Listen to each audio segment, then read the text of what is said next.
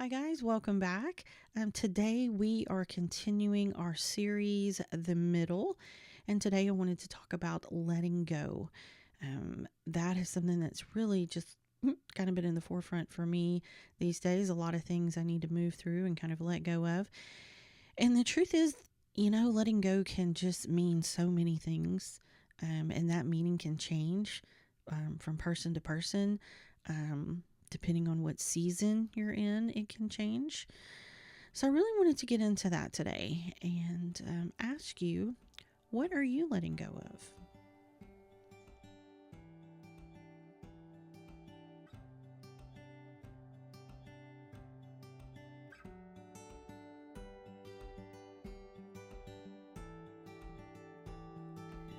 Welcome back to Soulful Wanderings, the space where we search for meaning in everyday life and honor the lessons that help us grow. I'm Heather and I'm your host. And before we get started, we would love it if you would subscribe to our podcast. And you can also head over to our socials and follow us over there. And all of that information will be in the show notes.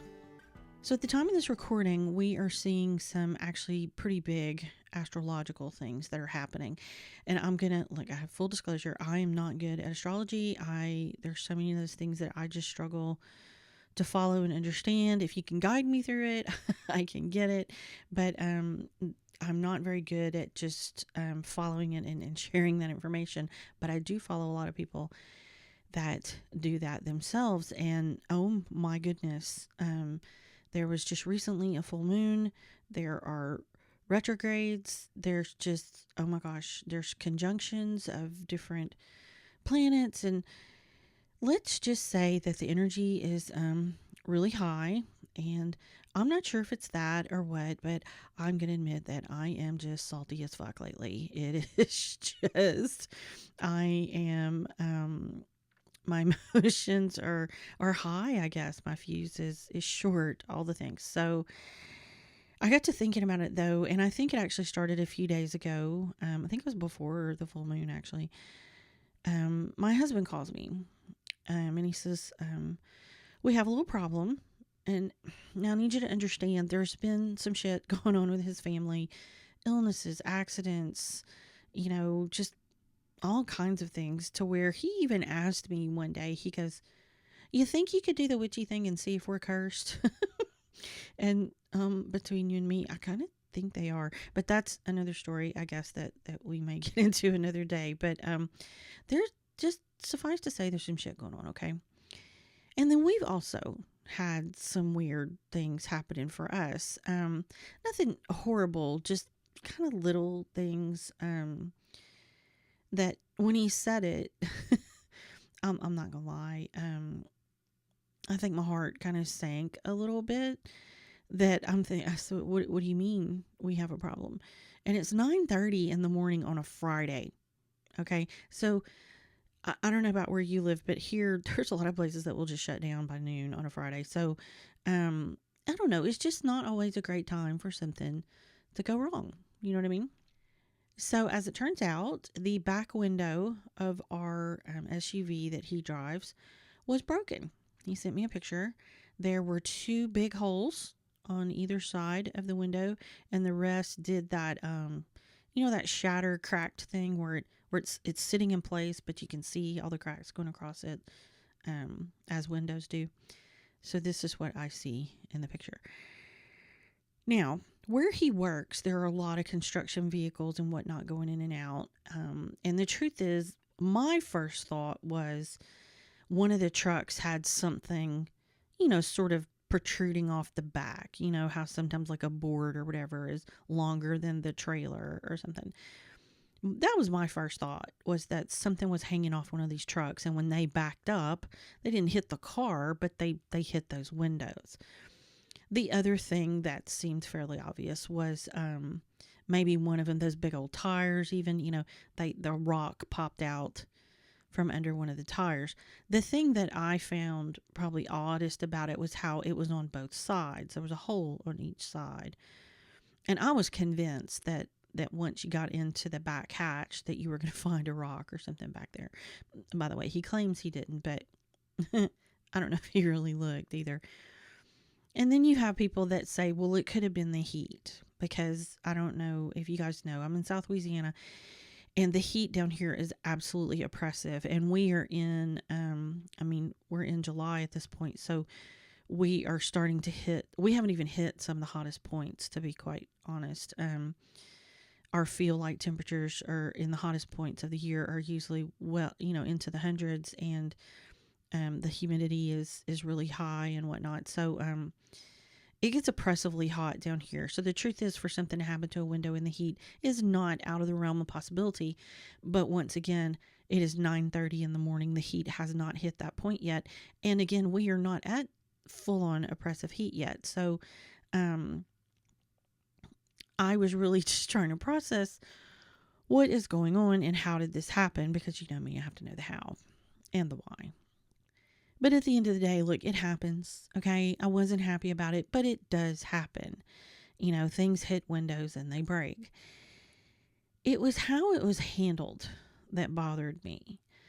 He said his boss wasn't there, but that when he got back, he would check the cameras, and he did, and said, well, there wasn't anything showing anything hit him or hit it. But one of the cameras is not even in full view of the window. So if something flew, one is far away, kind of on the other side of the parking lot. So if something flew up, you probably wouldn't see it in detail because it's so far away. And the other camera doesn't really show the whole area where he was parked. So if something flew up and hit it, you're not going to see it because it's out of camera range. So that was it. Okay, nothing hit it. And all I could think was, you're joking, right? I mean, he's worked there, God, 15 years? No, I think it's been more than that. A long time he's been there. And I've seen them bend over backwards to take care of things that happened to a customer, even in a couple instances where it really wasn't their fault, but they were involved in some way. So they just took responsibility for it, And okay, maybe they're doing that so they don't get sued. I don't know, but I always thought it was because that's just the people they were, that they take care of people, right? So for my husband, he's worked there for many, many years, just nothing, no help, no nothing. Then his boss basically just left after that. I think he had another meeting or whatever. So he just left when he was done, and that was it. All right. The $450 to fix it did not make me happy. And money is often a concern, I think, for a lot of us, right? And, we've had a couple hits in just the past few weeks. All the weird things I was talking about that had happened. Ours have been oddly financial, which I'm sure there's a reason behind that. But so I admit, okay, that the money was part of it. That was part of what was concerning me. But after a while, it really hit me what was really bothering me, because I was kind of a bit of a weepy mess, and just, I don't know, it was just sad. I was just, the whole part of me is going, why? What is going on? What is the lesson? What is it that I need to figure out? I'm going through all the emotions, and I was angry. I was so angry that I felt like he had just left him. So yes, part of it's the money, part of it's concern of the money, but I knew I could figure that out. We're always fine. We always get provided for. And I know this. I think it hit me that it wasn't the money. It was the expectation. Hear me. I think they consider each other friends to some degree. Granted, they work for each other, boss, employee relationship, all those things. But there is a level of friendship there. And I just kind of couldn't get over that there was just nothing. Not even offer to help clean it up, so that when he got ready to go much later that day, that he could go home without, dropping pieces of glass all over. That was going to have to get cleaned up and the car secured or protected. We have afternoon thunderstorms down here all the time, so now he's got these, holes in the back of the car. How are you supposed to protect it from the weather? And look, maybe I'm just a girl and that people would help me differently. Maybe boys don't help in the same way. Maybe if a guy sees something with a guy, they don't automatically go and be like, oh, can I help? Maybe they figure, oh, they're a guy, they can handle it. Which, hell, that's an expectation too, isn't it? Oh my gosh, I just thought of that. Anyway, my point is nothing.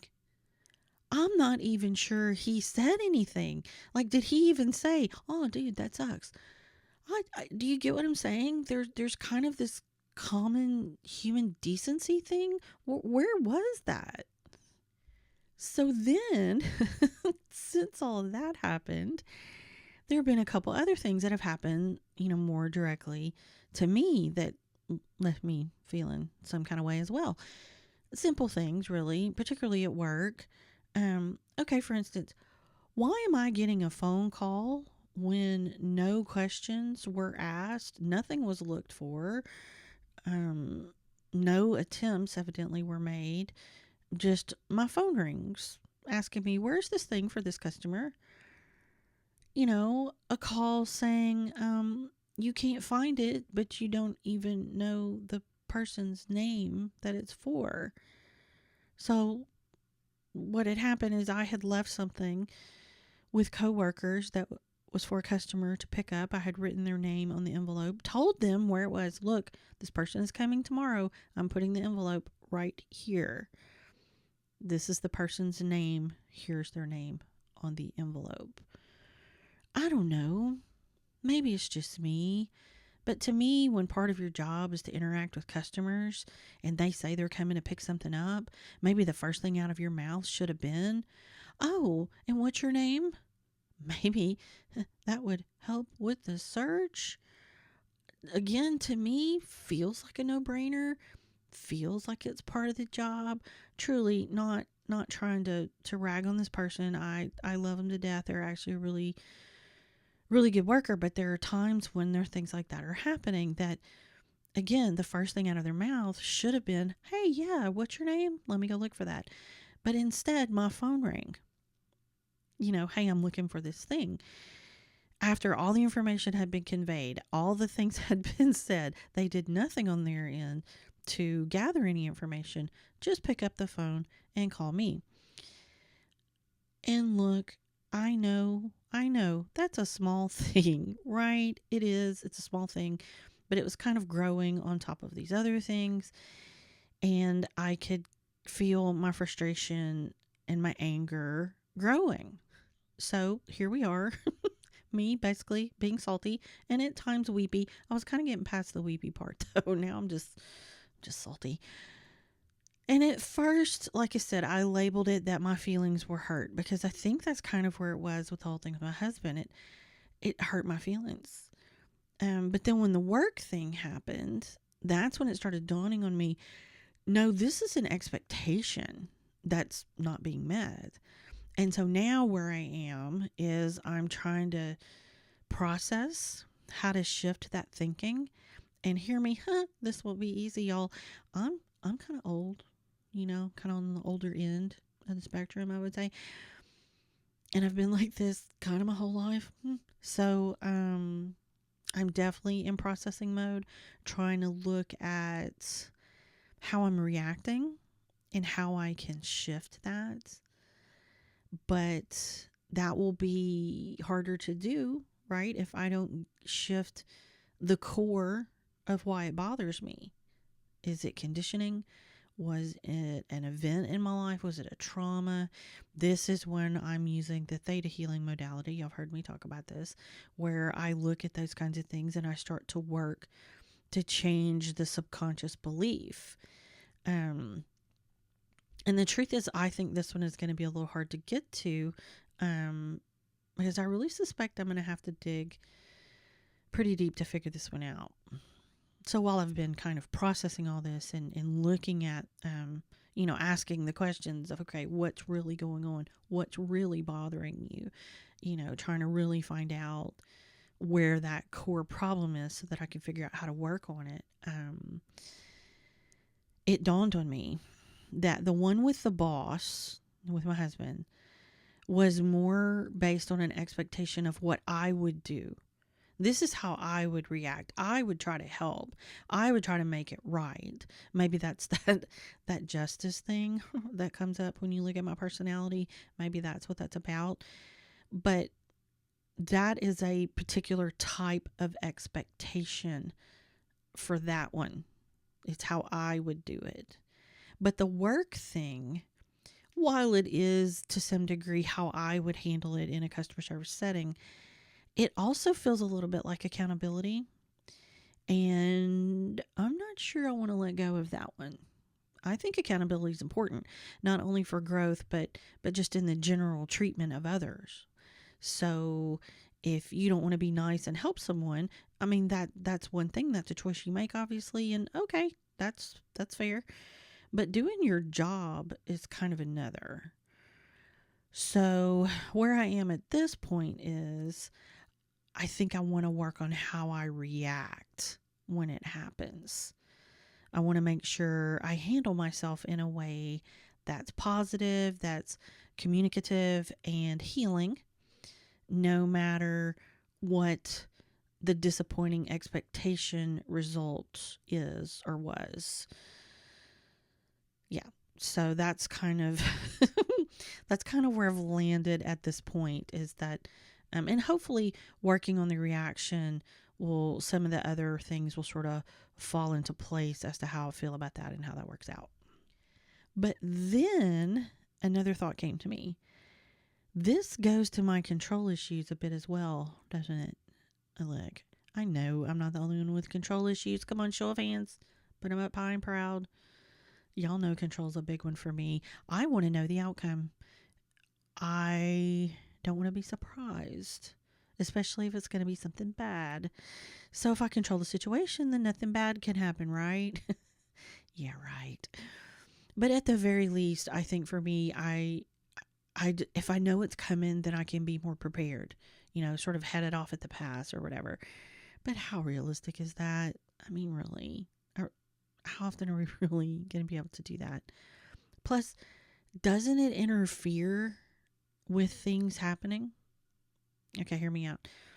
I've been told before that God, Creator, can plan much bigger things for me than I can even begin to imagine. So I'm over here manifesting all these grand things, and this is what I want my life to look like. But what if God has something even bigger in mind? What if He's going, oh no, sweetie, it's going to be even better. So what if me controlling the situation actually stops the amazing thing from happening? Because it has no way in now? That thought actually makes me a little sick to my stomach when I think back to all the things I've tried to control in my life. Did I hold something up? Would I have been in a different place had I not held it up? And that's a whole different conversation, isn't it? Because I think Creator makes things happen in the time that they're supposed to.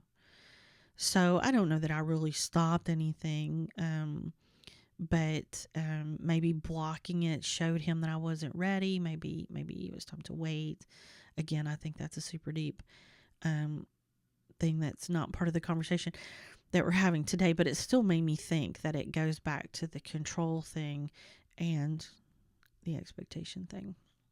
And look, I'll often pass this control thing off as me being an event planner or a marketing person, because the work I do requires a lot of planning, a lot of forethought. You got to think of all the things that can go wrong, and kind of head them off at the pass, like I said, and be ready for those things so that you can have a good event. And that's all true. That's all true. But let's be real. My love of control is more likely why I'm good at it, not the job making me that way. And then, of course, the Pisces intuition is on full display too, because generally I can kind of feel and see things, using my intuition, whether I really mean to or not. It tends to happen. But at the end of the day, it's all about control, right? This also brings us back to balance, doesn't it? I think I've talked about balance before, huh? Kind of balance between, work and home life and fun. And, you have to find that balance. So just like the expectation thing, there's more than one way that can appear. So, is there a balance with control? Do you know what I mean? There are times when that planning brain, okay, planning it out, planning out my business, my marketing, my events, or my podcast, that's super handy. But how do I find a balance between letting go, trusting my intuition, and knowing I can handle whatever's going to come up, and making sure I'm doing my job well? I guess kind of not going too far into the control. Because if we do our best to plan, if we make smart decisions, as best we can, and then just kind of let it go. Even with work, I can't control what's going to happen. I have to trust that I've done what I could. I've made the best plans I can, and if things happen, I'm going to have the ability to deal with it. I have help to get things done. So you plan the best you can, but then you kind of have to just let it go and let it happen and deal with what comes. That one goes a little deeper for me too, because one of the reasons it's hard for me is because I have trust issues.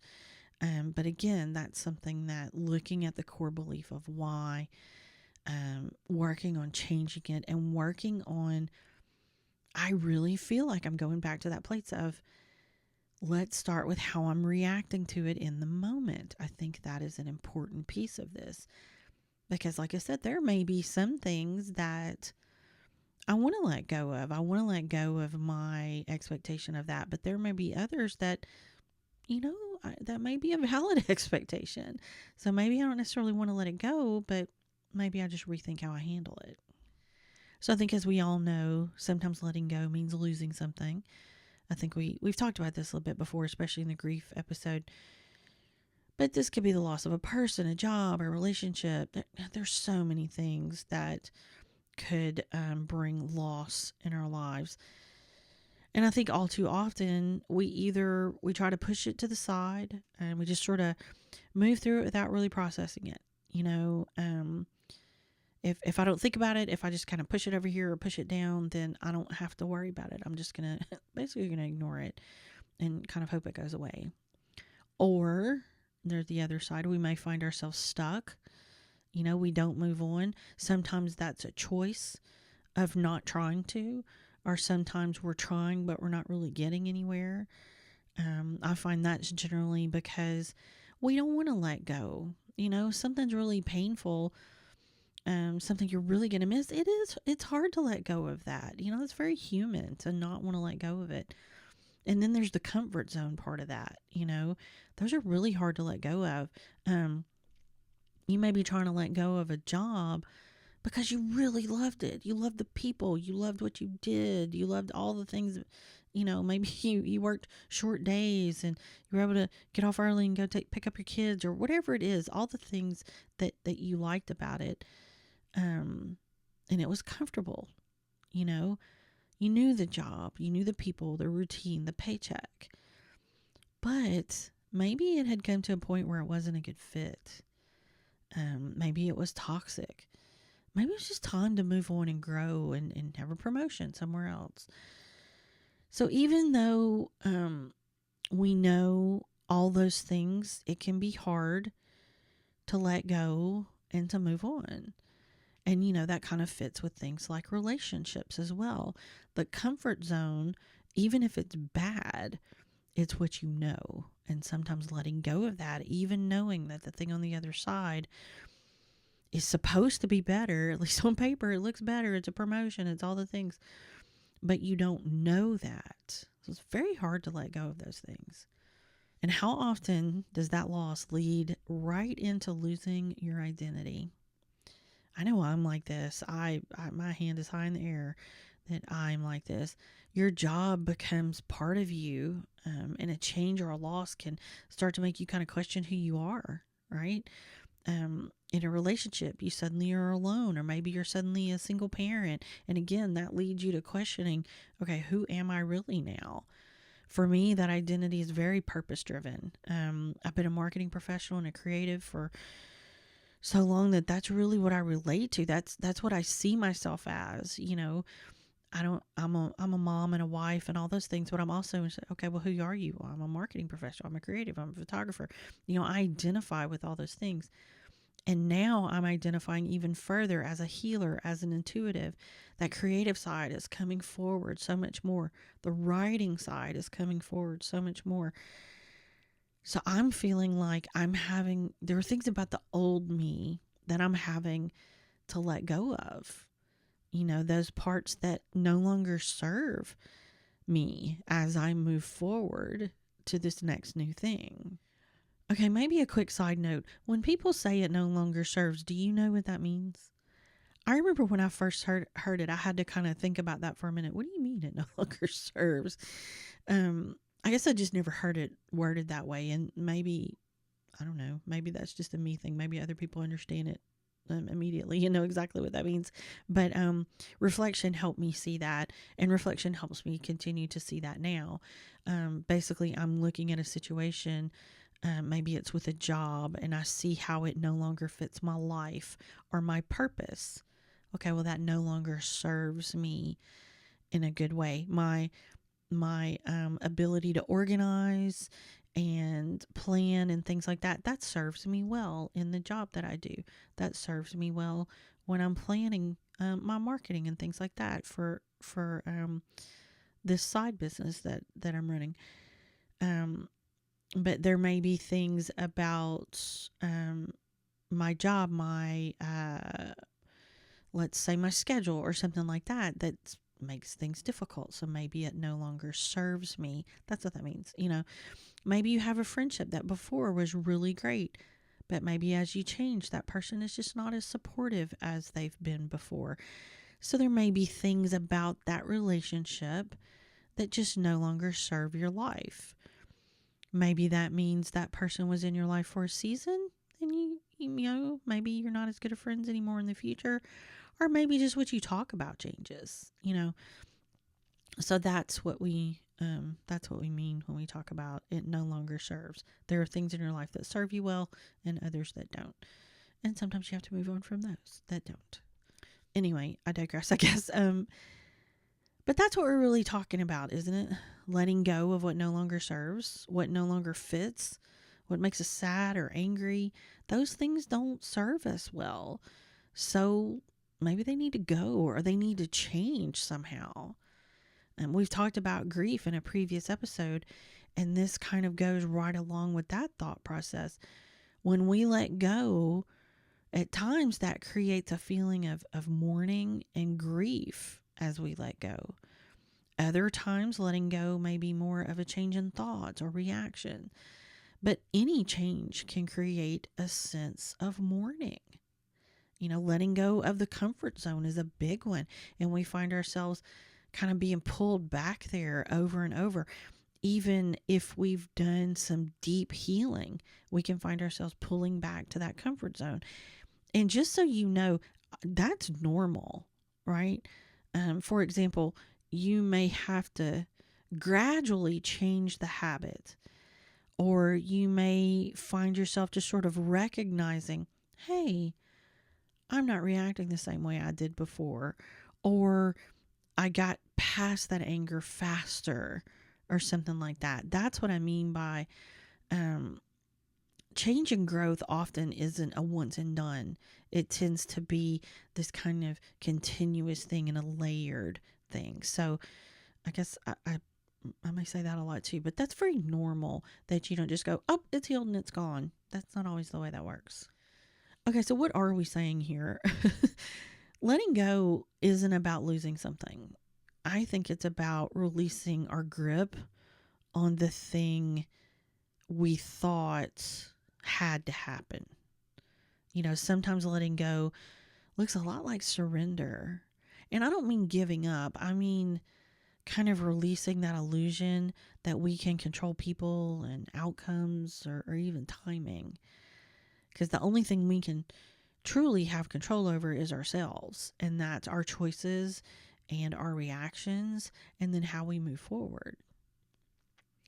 Maybe that's what I've really been talking about this whole time, expectations. Or maybe it's more than expectations. Maybe it's attachment. Maybe it's the story we've written about how we think our life is supposed to unfold. And then when reality doesn't match that story, we try to grip it tighter. Maybe the invitation isn't to stop caring. Maybe it's just to loosen our grip. So maybe that's the question this month. Not what do I need to let go of, but what am I gripping so tightly that it is actually exhausting me? Maybe it's needing someone to apologize. Maybe it's needing people to understand you. Maybe it's needing your healing to happen faster. Maybe it's the picture you've always had of your career or the relationship you thought would last forever. Maybe it's the version of yourself you've outgrown, but you're still trying to drag along because she just feels familiar. Letting go doesn't mean pretending those things didn't matter. It just means deciding they no longer get to steer the rest of your life. So, of course, I have a few tools to consider that may help you work through some of this. The first tool is name the grip. So ask yourself, what outcome am I trying to control? And then write it down. Not the circumstance, the outcome. Because sometimes when you simply name it, it takes some of the power away. Number 2, separate what happened from what you expected. So take a piece of paper, draw a line down the middle of the page, and on the left side, write what actually happened. And on the right side, what did I expect would happen?